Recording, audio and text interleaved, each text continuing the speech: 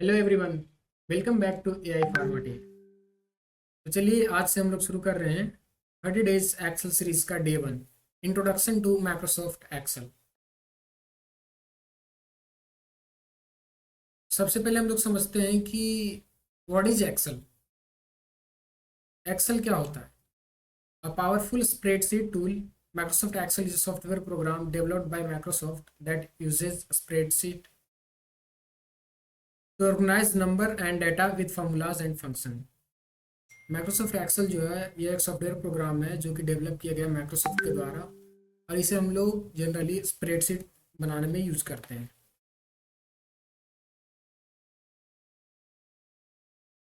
सबसे पहले हम लोग एक्सेल का इंटरफेस समझेंगे। तो आप वीडियो के साथ बने रहिए, बिल्कुल बेसिक से मैं आपको आसानी तरीके से सब कुछ बताता हूँ। तो इसमें आप ये जो ऊपर देख रहे हैं ना, सेकेंड रुकिए, ये होता है access tool bar. Access tool bar का मतलब ये हुआ कि आप जैसे कि आप कोई गलती करते हैं और आप जनरली क्या करते हैं, कंट्रोल जेड। और ये जो आपको दिख रहा है ना, ये एरो, मैं आपको जूम करके दिखाता हूँ। ये वाला जो एरो है, इससे भी आप लोग बैक हो सकते हैं, ठीक है।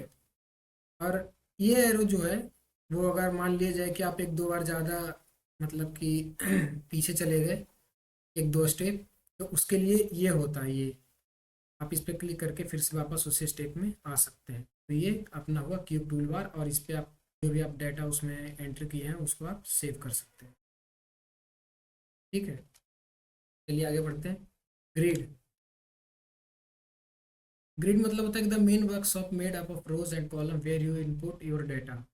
ग्रिड वो हुआ जहाँ आप लोग अपना डाटा को एंटर करते हैं। जैसे कि मान लिया जाए ये जो कॉलम है ना, ये वर्टिकल है, ये कॉलम हुआ, और ये जो है ना, ये हॉरिजॉन्टल में जो रहता है वो रो होता है, वो रो कहलाता है। और ये एक जो ये रेक्टेंगल शेप का ये बना है बॉक्स, इसको हम लोग सेल कहते हैं, जहाँ हम लोग अपना डाटा को फीड करते हैं। और ये हुआ फार्मूला बार। जैसे कि आप लोग कोई भी फार्मूला इम्प्लीमेंट करते हैं इसमें, तो आपको यहाँ ये फार्मूला बार इसमें दिखेगा, आपको इसमें आपको दिखेगा, ठीक है। और रिबन, रिबन मैं आपको बता देता हूँ।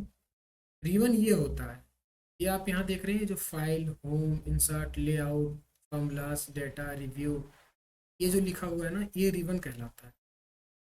ये आपका जो फाइल ये दिख रहा है, इंसर्ट पेज लेआउट, ये रिबन हुआ। इसी रिबन में आपको सारा डाटा आपको मिलेगा, ठीक है। तो चलिए आगे बढ़ते हैं।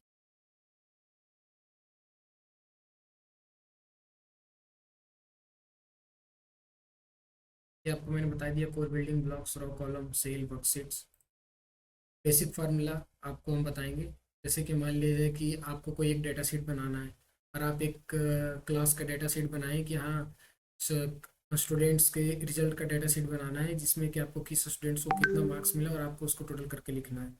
तो यहाँ हम लोग जैसे कि समझेंगे, ये आपको एक पूरे स्टूडेंट का ये डाटा शीट है, ठीक है। आपको ये दिख रहा होगा, ये डेटा शीट, ये पूरे एक स्टूडेंट का डाटा शीट है, जिसमें कि स्टूडेंट्स को मैथमेटिक्स में कितने मार्क्स मिले, इंग्लिश में कितने मार्क्स मिले, बायोलॉजी में कितने मिले, फिजिक्स में कितने मिले, केमिस्ट्री में कितने मिले।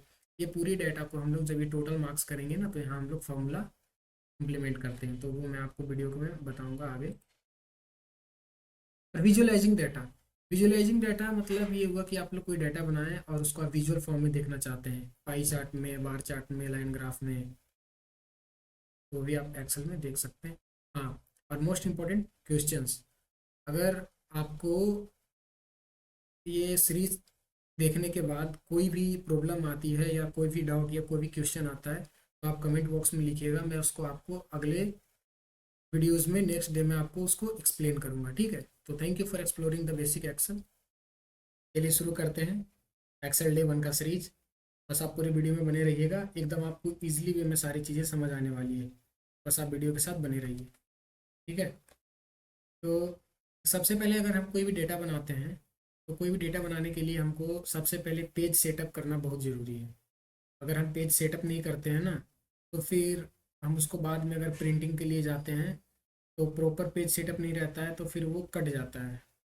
जो भी आपको एंट्री उसमें आनी है पूरी, वो आ नहीं पाती। तो इसके लिए मैं आपको सबसे पहले बताता हूँ कि कोई भी डेटा को तैयार करने से पहले आपको पेज सेटअप देखना बहुत ज़रूरी है। तो पेज सेटअप में आपको ये लाइन दिख रही है, ये वाली, ये लाइन होती है आपको, आप जो भी पेज सेटअप का जो भी रेशियो आप सिलेक्ट करेंगे उसका ये एक तरीके से बॉर्डर होता है। बॉर्डर इन द सेंस कि अगर आप इस बॉर्डर से आपका कोई भी डेटा बाहर जाती है तो वो आप जो पेज सेटअप किए हो, जितना आप पेज लिए हो, बस उस पेज में आपका डेटा नहीं आएगा, और ये पेज बॉर्डर आपको पेज में बनाने से पहले दिख जाएगा। ठीक है, तो ये क्यों ना हो, ये परेशानी ना हो आपको, इसके लिए मैं आपको सबसे पहले पेज सेटअप बताता हूँ। तो पेज सेटअप में ये जैसे पेज लेआउट जो है, हम ये पेज लेआउट पे जाएंगे। पेज लेआउट पे जाने के बाद हम ये साइज पे क्लिक करेंगे।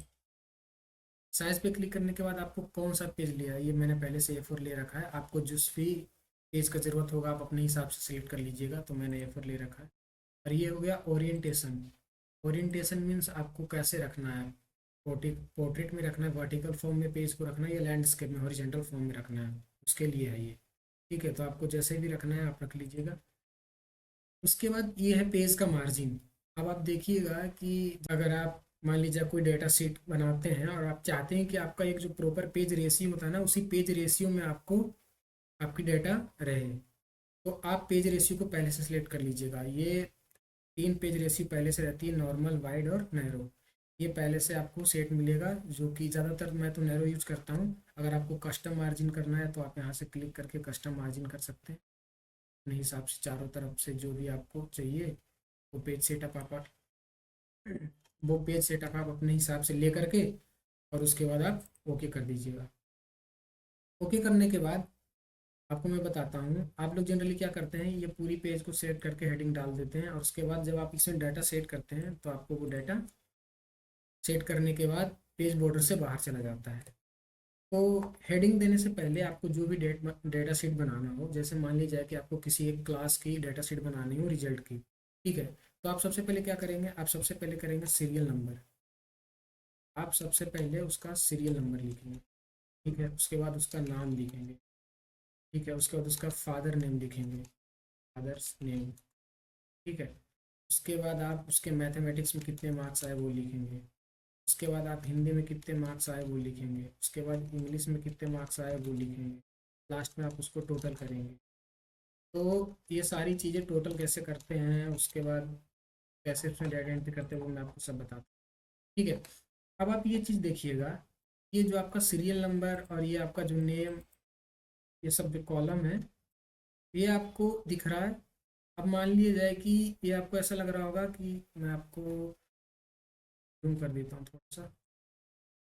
हाँ, अब ये जो फादर नेम का ये जो कॉलम है, आप देखिए कि ये फादर तो ठीक है, ये नेम मैथ के कॉलम में जा रहा है।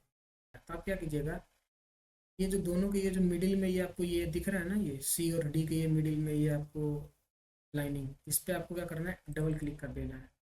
डबल क्लिक करने से क्या होगा, आपको डबल क्लिक करिएगा। डबल क्लिक करने से देखिए आपको ये ऑटोमेटिक डाटा एक में आ चुका है। ठीक है, अब आपको क्या करना है, अब आप चाहते हैं कि जैसे मान लीजिए कि ये आपको बॉर्डर था, ठीक है, इससे आपको बाहर नहीं जाना है। तो अब आप हेडिंग लेने के लिए, अब आपको तो ज़्यादा कॉलम की आवश्यकता है नहीं, आपको तो बस serial number, name, father name, Hindi, English, बस इतना ही चाहिए था, आपको टोटल कर देना है। तो इसके लिए आप क्या कीजिएगा, इतना सिलेक्ट करने के बाद आपको यहाँ से राइट क्लिक करके और एक कॉलम इंसर्ट कीजिए ऊपर। इसके कॉलम इंसर्ट करने के बाद आपको जो इसमें हेडिंग डालना है वो आपको ऐसे लेफ्ट क्लिक करके पूरा ऐसे सिलेक्ट कर लेना है।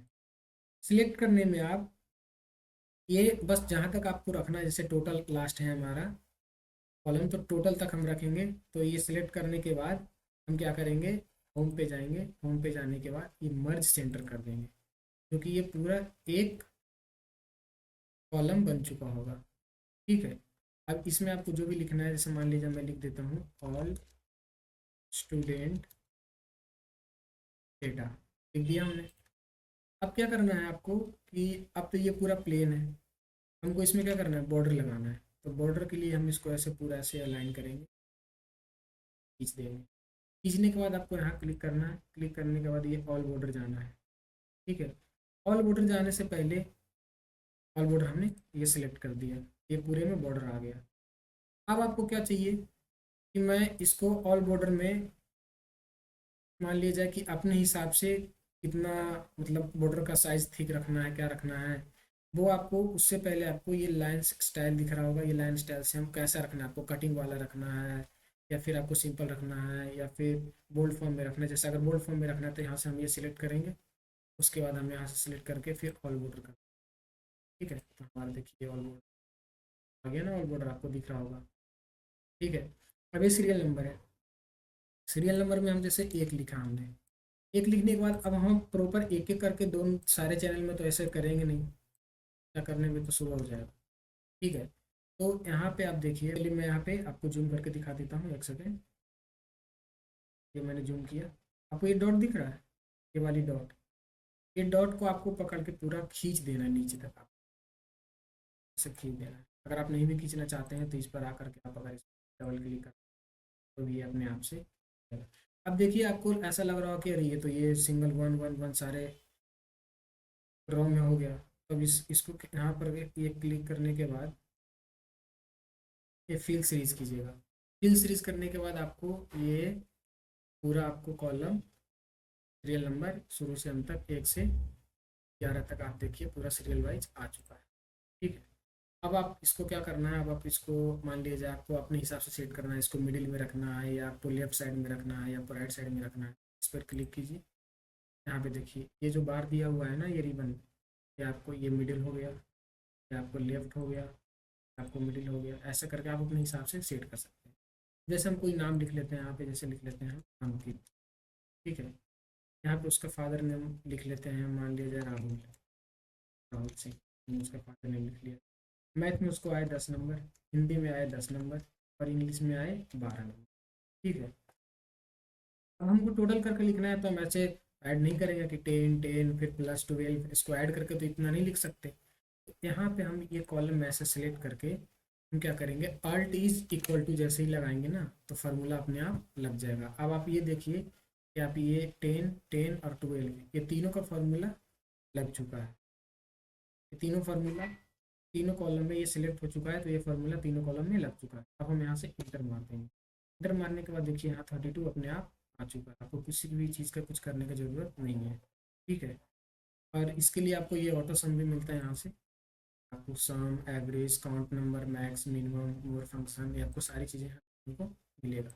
अब मान लिया जाए कि यहाँ पे अब हम दूसरी बारी आया दूसरे स्टूडेंट की, यहाँ पे लिखे हम 5, यहाँ पे भी लिखे 5, यहाँ पे 5, 25, ठीक है। अब आप कहिएगा कि हमको फिर ऐसे फार्मूला लगाना, नहीं बिल्कुल फार्मूला नहीं लगाना है। यहाँ पे वही आपको जो मैंने बताया था कि इस पे सेकेंड जो इस पे आप ये डॉट पे क्लिक कीजिएगा, आप ही नीचे तक खींच दीजिएगा जहाँ तक आपको फार्मूला चाहिए। जैसे हमको यहाँ तक हमने खींच दिया है, फार्मूला लग गया, 15 पूरा हो गया, ये फार्मूला लग गया। अब आप जैसे कोई भी डाटा यहाँ एंट्री करते हैं, मान लिया जाए कि 12 6 और 5, देखिए डेटा अपने आप काउंट होकर के ये हो रहा है ना, अपने आप ऐड हो गया, ऐड होकर के आ रहा है लास्ट में। तो बस आपको इसी तरीके से फार्मूला लगाना है। बाकी फिर मैं आपको इसको अच्छे तरीके से पूरा एक्सप्लेन के साथ मैं आपको अगले वीडियो में बताऊंगा। तब तक आप वीडियो के साथ बने रहिए, बिल्कुल मैं आपको इजी वे में सिखाऊंगा एक्सेल, आपको बिल्कुल टेंशन लेने की ज़रूरत नहीं है। आप चैनल के साथ बने रहें, चैनल को सब्सक्राइब करें, एकदम ईजी लैंग्वेज में आपको आराम आराम से बिल्कुल एक्सेल आपको बताऊंगा। और आप इसके बाद अपने लैपटॉप में प्रैक्टिस कीजिएगा। और आपको अगर प्रैक्टिस के टाइम पे किसी भी तरह का डाउट आता है, कोई दिक्कत आता है, तो आप कमेंट बॉक्स में अपना कमेंट लिखिएगा, वहाँ पे मैं आपको जो भी क्वेरी रहेगा वो मैं रिप्लाई दे दूँगा और आपको पूरा एक्सप्लेनेशन अगले जो भी वीडियो में बनाऊँगा उसमें उसका पूरा एक्सप्लेनेशन मैं दे दूँगा, ठीक है। तो धन्यवाद, मिलते हैं आप लोगों से अगले वीडियो में।